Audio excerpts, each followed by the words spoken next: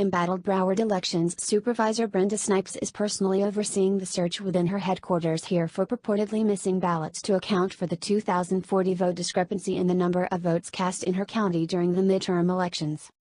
The discrepancy came in the difference of total votes registered from the initial machine count and the results from the machine recount numbers reported earlier today. Election workers in Snipes' office told Breitbart News that Snipes and her team are scouring the office building, located inside a strip mall in Lauderhill adjacent to a Dunkin' Donuts and Winn-Dixie grocery store.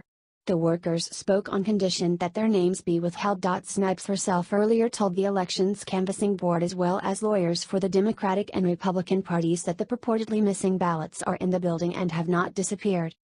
"We have been trying to determine what could have caused the drop. What we believe is that in the recount area, I believe those ballots were probably mixed in with another stack. The ballots are in the building. The ballots are in the building," Snipes said earlier today. "The ballots are in this building. There would be nowhere else for them to be. But they are misfiled in this building," she said. Several hours later Snipes said that her team still has not found the ballots. "I really wanted to go on the record that the votes are in the building. I know that sounds right. It sounds foolish," Snipes said. As of this writing, the ballot discrepancy has not been accounted for.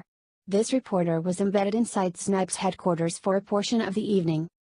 The issue will soon be turned over to the Elections Canvassing Board for a decision on how to proceed given a Sunday deadline for sending the final results to the state. If Snipes cannot come up with physical ballots, the discrepancy could potentially be utilized by lawyers to argue for the Broward County machine results to be contested. It also throws into question whether the state should use the original count numbers or those of the recount.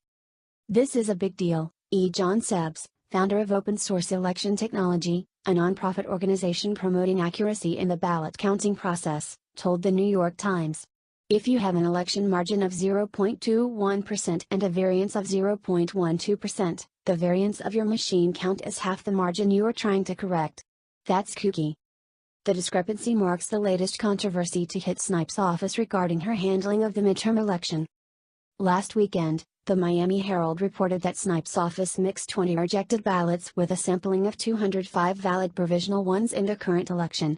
The discrepancy was reportedly found only after uproar from the Republican Party resulted in the Broward County Canvassing Board inspecting those provisional ballots.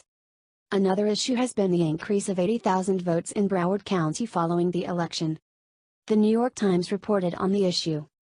The vote count in heavily Democratic Broward County increased by about 80,000 in the 4 days after the election, possibly because of mail-in, provisional, overseas and military ballots that come in late and were legally counted after Election Day. But no other counties shown were identified publicly with such a high number of additional ballots registered after the election, and Broward County's election supervisor, Brenda Snipes, offered few explanations. Noteworthy to outside election experts were the variances in vote tallies, which effectively meant that thousands of votes weren't counted. "If I were a campaign, I'd be yelling and screaming," said Charles Stewart III, director of the Election Data and Science Lab at the Massachusetts Institute of Technology. "I'd want a hand recount of every single ballot."